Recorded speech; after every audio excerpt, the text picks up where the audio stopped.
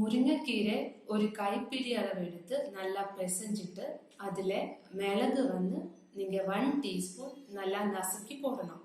இது ரெண்டு சேர்ந்ததுல 2 டம்ளர் தண்ணி ஊற்றி நீங்க நல்லா கொதிக்க வச்சு அது 1 டம்ளர் ஆக்கி எடுக்கணும். அதுக்கப்புறம் அது வடிகட்டி எடுத்துட்டு இந்த 1 டம்ளர் கஷாயம் நீங்க ஒரு நாளைக்கு அடிக்கடி சாப்பிடணும். ஒரு டீஸ்பூன் ஒரு ½ hour விட்டு சாப்பிட்டுட்டு இருந்தா உங்களுக்கு இருக்கிற இருமல் சரியாயிடும்.